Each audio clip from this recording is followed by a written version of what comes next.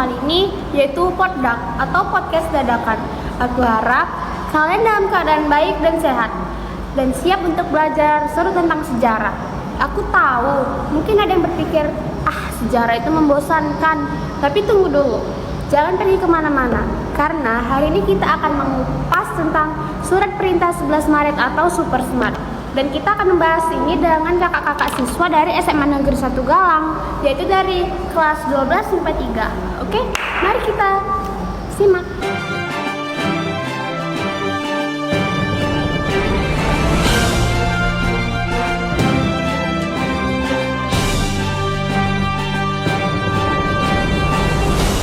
Nah, biar suasana ngobrol kita makin seru, mari kita sambut kakak-kakak dari sekolah SMA Negeri 1 Galang.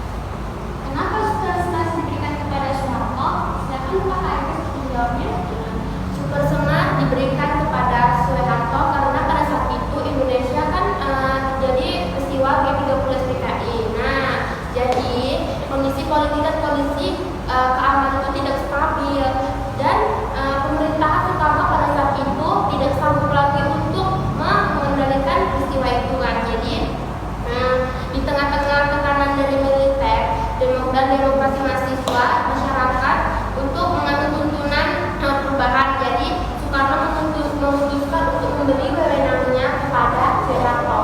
Jadi gitu Kak, kenapa Soekarno memberi kepada Soeharto. Wah, keren banget sih perspektif kamu Kak. Kita lanjut ya Kak. Nah, bagaimana sih Kak reaksi masyarakat pada kelahiran Supersmart? Nah, sekarang Kak Iris bisa menjawab lagi. Saya akan menjawab pertanyaan dari Kak Nisa. Yang tentunya dari peristiwa ini masyarakat ada pro dan kontra, tapi kebanyakan dari mereka itu menyetujui adanya surat ini, terutama untuk kalangan militer dan kalangan mahasiswa. Jadi mereka itu mengambil langkah positif untuk mengembalikan stabilitas negara. Mereka berharap Soekarno bisa membawa ketertiban dan memperbaiki stabilitas negara. Dan Soekarno dan merasa bahwa Supersmart ini itu bentuk pengkhianatan serta manipulatif untuk mengambil alih kekuasaan. Nah, untuk pertanyaan selanjutnya, apa dampak jangka panjang Supersmart bagi masyarakat Indonesia pada waktu itu? Persis, waktunya saya menjawab. Nah, jadi dampak jangka panjang Supersmart bagi masyarakat Indonesia adalah peralihan kekuasaan dari Soekarno ke Soeharto yang menandai dimulainya era Orde Baru.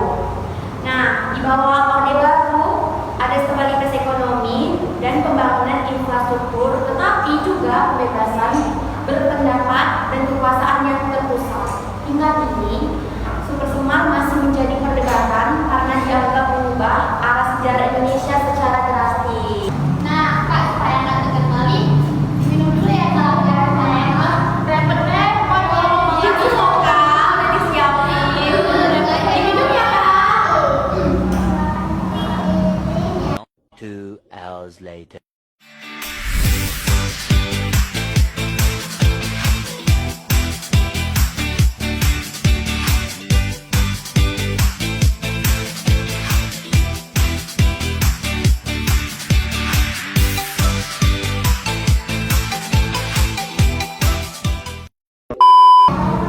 Itu insting yang luar biasa sih guys.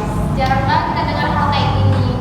Terima kasih ya udah berbagi pengalaman. Iya Kak. Nah, persiapkan pertanyaan selanjutnya. Siap dong. Apa sih sebenarnya surat perintah 11 Maret? Nah, isi Supersmart ini secara resmi adalah itu tentang perintah dari Presiden Soekarno kepada Soeharto untuk mengambil tindakan, ya, untuk menjaga keamanan dan ketertiban negara. Soeharto diberikan wewenang untuk mengendalikan situasi tersebut untuk mengamankan revolusi sesuai kebijakan yang ditetapkan Soekarno. Namun isi asli Supersmart masih menjadi kontroversi loh guys, karena berkas dan dokumennya itu hilang, ya, dan masih banyak yang perlu dipertanyakan. Siapa aja sih yang ada dalam sidang kabinet yang disempurnakan pada 11 Maret tahun 1965 pada Kak Putri? Nah, jadi dalam sidang kabinet yang disempurnakan pada 11 Maret ini hadir sejumlah tokoh penting, antara lainnya yaitu Presiden Soekarno, Letnan Jenderal Soeharto, Jenderal Ahmad Yani, Menteri-Menteri Kabinet, dan perwakilan Angkatan Darat dan Laut. Nah, sidang ini diadakan membahas langkah-langkah yang harus diambil pasca G30 SPKI dan dalam rangka menindaklanjuti perintah Supersmart. Nah, sebentar ya Kak, jangan dulu Kak, kesini doang. Repot banget.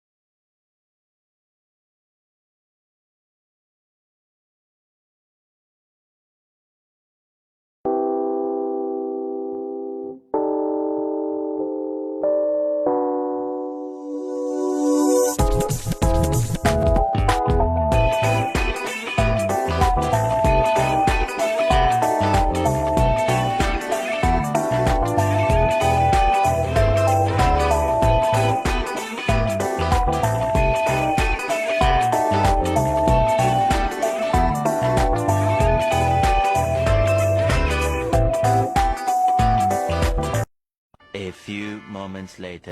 Oke guys, kita lanjut ke pertanyaan yang terakhir. Apa sih Kak makna dari super smart? Kakak tahu atau enggak? Nah, jadi makna dari super smart ini ada beberapa makna penting nih.